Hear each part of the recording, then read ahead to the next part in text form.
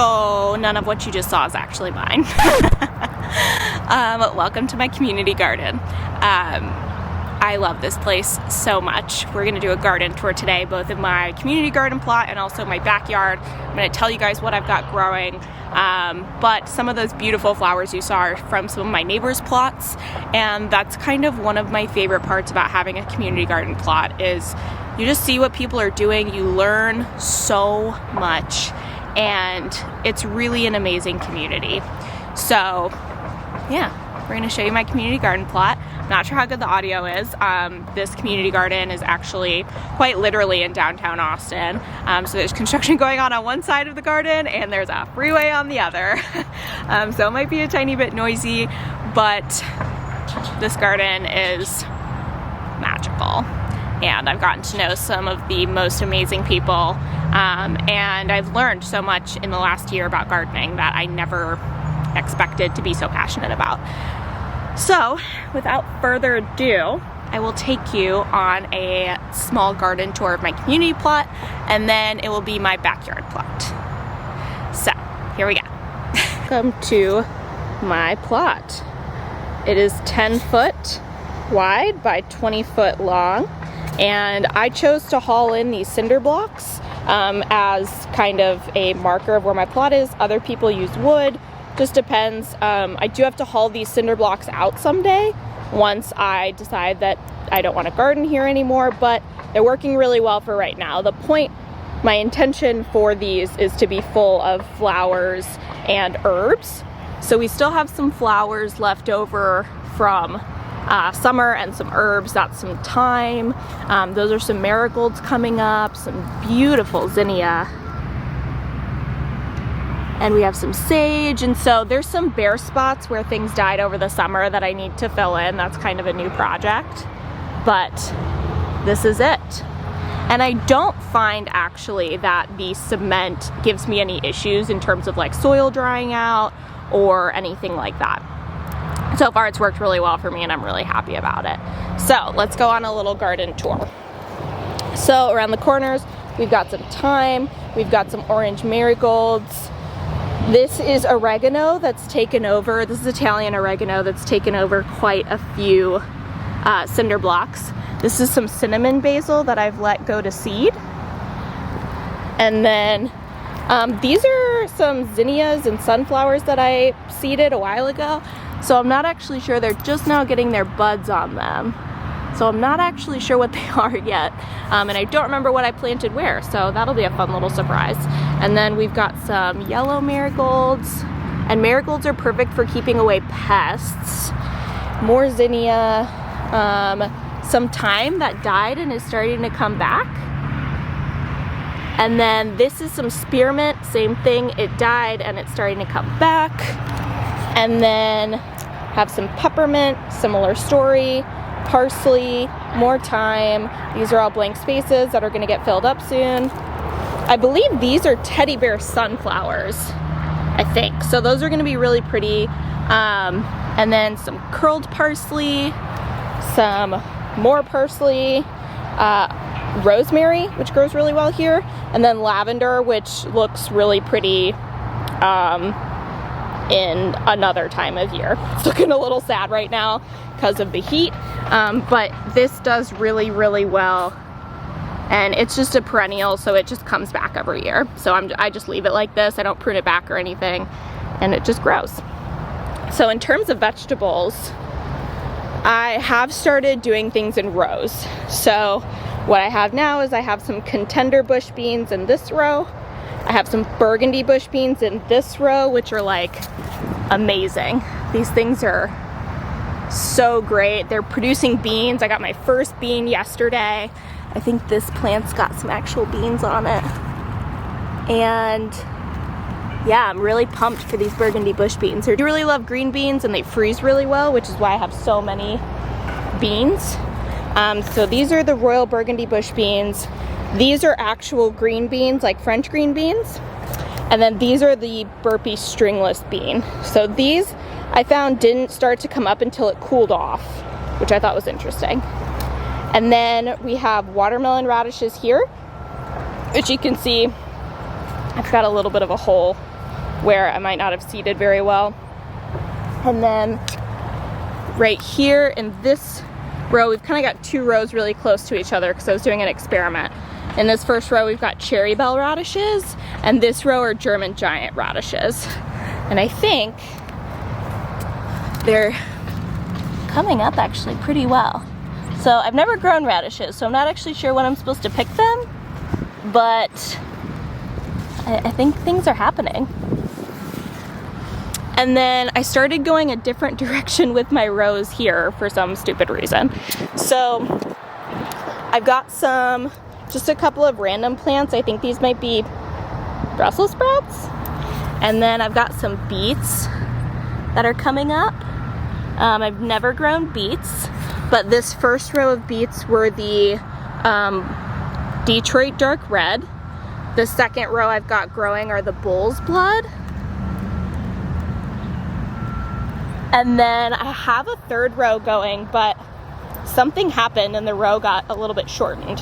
And this is a rainbow mix. So there's definitely some red beets here, but I think there's also like some golden beets, and I'm not really sure what happened here. I didn't do so good with my beet sowing. And so then the rest of these rows, we've got some broccoli, and then in this row, I believe these are collard greens, little babies that I started from seed. And then I believe this is Brussels sprouts. Can you tell how sure I am? And then I know for sure these last two rows are broccoli. So I spaced my plants a foot apart, and that should give them plenty of room. That's a very quick tour of my community garden plot. I absolutely love it here. It's just a nice place to be. You can learn a lot. If you don't have any space to actually garden, look for a community garden. I used to, pre-pandemic, I used to work downtown, and so it was super easy to come here and water when I needed to or do whatever I needed to, and it was just a way for me to get into gardening. I highly encourage you to seek out a community garden. It's usually not that expensive, the rules aren't that hard to maintain, and it is so incredibly worth it. So I chose to plant what I planted here mostly because the things that I planted here don't need to be heavily maintained.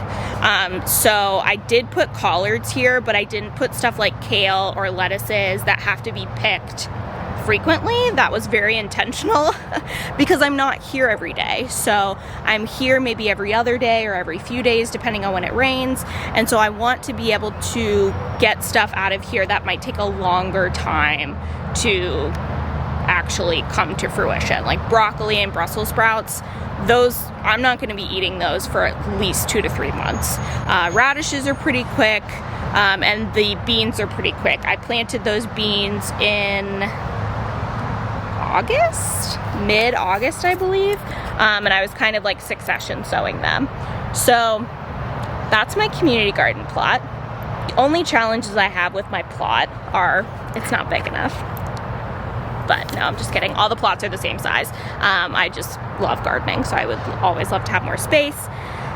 That and the weeds. So something you have to consider about community gardening is you're inheriting whatever the person did before you. So if the person before you didn't weed or your plot was empty for a long time, my plot was about 6 foot high with weeds when I got my plot. And so I've definitely battled weed seeds. So even though I don't really till that much, they still find a way to come up. And so I'm constantly pulling, it's mostly grass. I'm constantly pulling grass. If I stay on top of it, it's fine.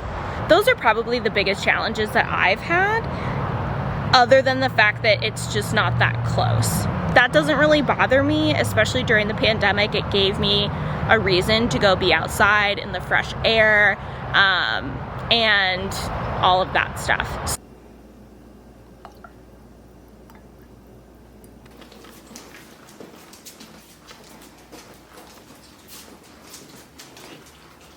You guys want to come outside with me? Go on, girl, you got it.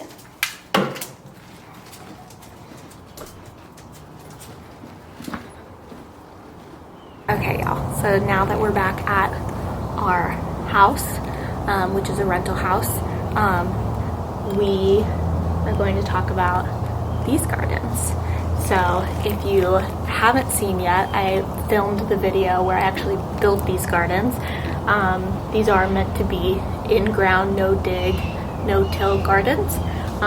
So the dirt that's in here will end up breaking down into this cardboard that you'll see, and it'll just kind of meld with the ground and kind of protect the soil structure.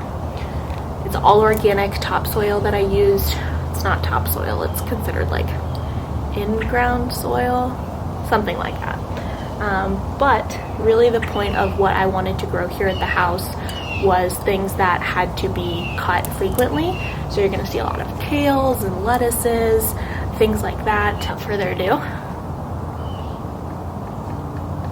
let's take you guys on a backyard garden tour. First bed, this is a 4-foot by 8-foot bed. This first bed, these first two rows are blue curled Scotch kale. And so these are growing really well. They're not quite ready to be eaten yet. I tried one yesterday. It was very bitter. It was not tasty. But these are all spaced about 6 inches apart, and they seem to be doing quite well. I do have a problem with a resident squirrel who keeps digging pecans into my garden. So I will be netting everything here in a couple of days. This second row, this is all broccoli. I believe this was the Calabrese broccoli, and it's definitely not doing as well. There are some that are just really puny, some that are doing okay. Could have been the way I seeded it, could be the weather. And then in the back we have Brussels sprouts. So these are Brussels sprouts. Again, I seeded these and started them from seed. Those will take a really long time to grow.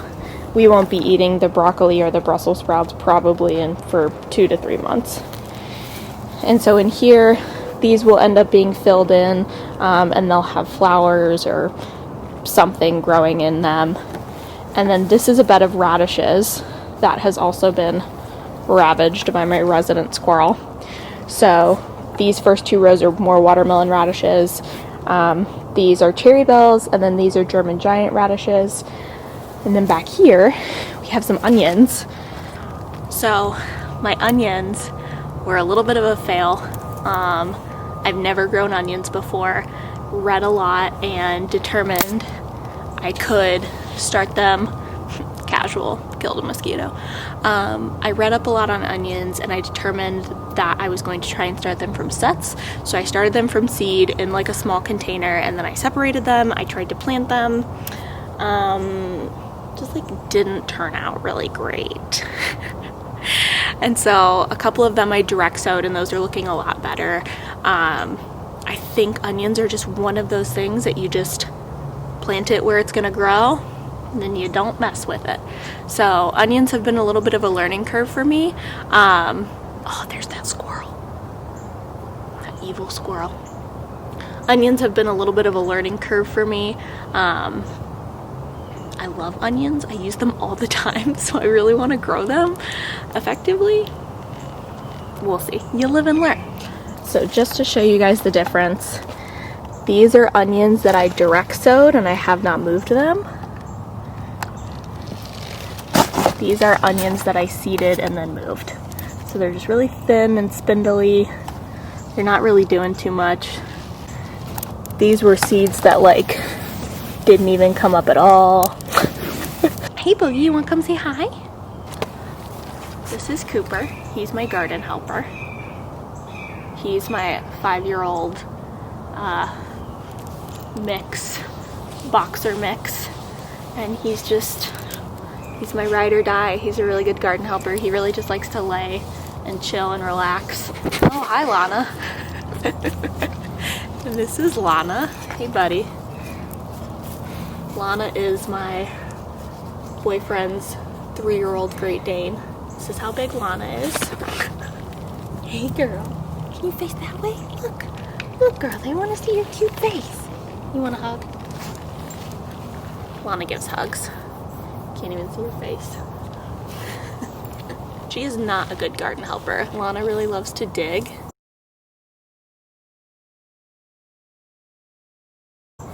And so she's had to learn to stay out of the gardens. But that's easier said than done with you're dealing with a 100-pound dog. This last bed, this first row, is Dwarf Siberian kale, which is doing pretty well. The second row is collard greens, which are really taking off. Those are starting to look really good. And then behind that is Waltham Broccoli. The Waltham Broccoli is doing really well. I only lost one in transplanting. And then we've got Brussels sprouts. So back to Lana, our Great Dane, digging. She decided that this whole corner of Brussels sprouts was unpleasing. So I actually am just now seeing. So I actually planted a 45-day yellow squash right here, and it's just coming up. I planted another one around here. We'll see if it comes up. So yeah, we won't get a super hard frost until probably January or February. And this is a 45-day squash, so we can actually still grow like zucchini and winter squash and stuff like that, which is pretty cool. And then this is another little grow bag setup I have. I actually got this for free from a vendor at the Mother Earth News Fair a couple of years ago, and I haven't had a place to use it, so here it is. I don't even remember what the brand is, unfortunately for the brand. So in here we've got arugula. Again, I wanted to plant in here lettuces that I was going to have to pick a lot. And then we've got Bloomingsdale spinach right there. More spinach on this side. These aren't coming up quite as well.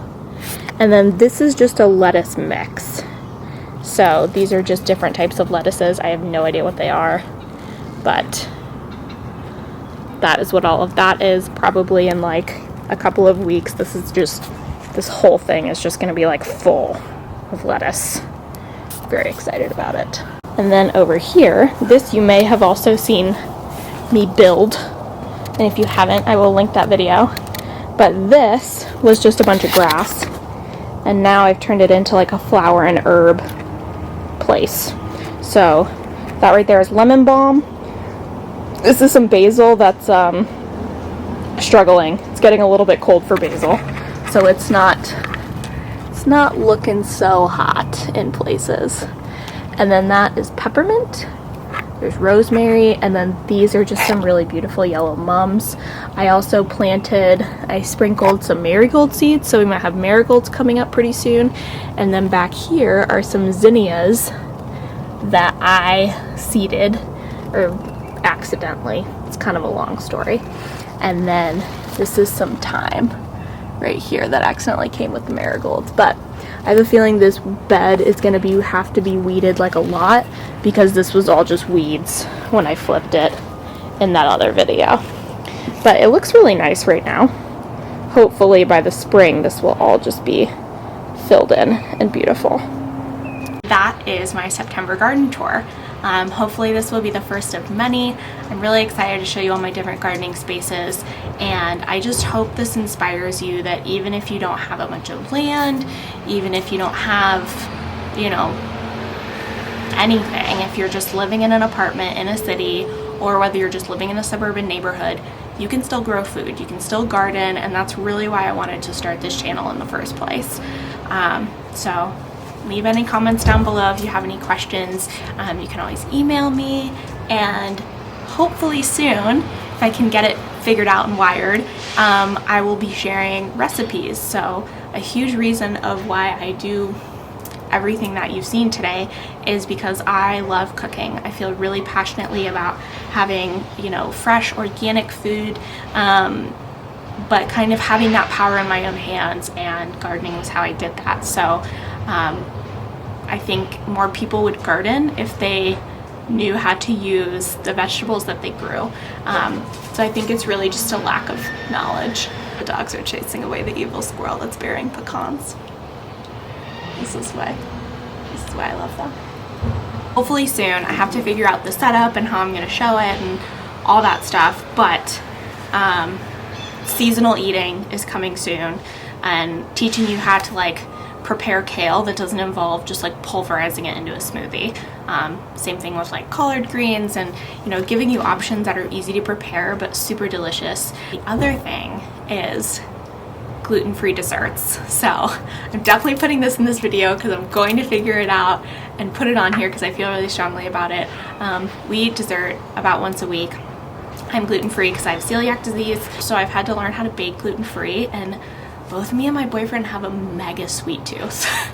So learning how to bake differently with desserts has been quite a passion of mine over the last year, and I would love to share all of my recipes with all of my gluten-free people out there, because it's just an alternative way to cook, is all you have to think about it. So coming soon, other than gardening content, will be some seasonal eating recipes for vegetables and these dogs. Seasonal eating recipes for vegetables and gluten-free desserts. I'm putting it out there to the internet to hold me accountable. And yeah, thanks so much for joining me today, and we'll see you next time. That's so cool. I've heard, like, honestly, you could do like kale chips in there. There's so much cool shit you can do in an air fryer, honestly. Super fun. I've been meaning to tell you, I don't think I've told you yet, I started a YouTube channel.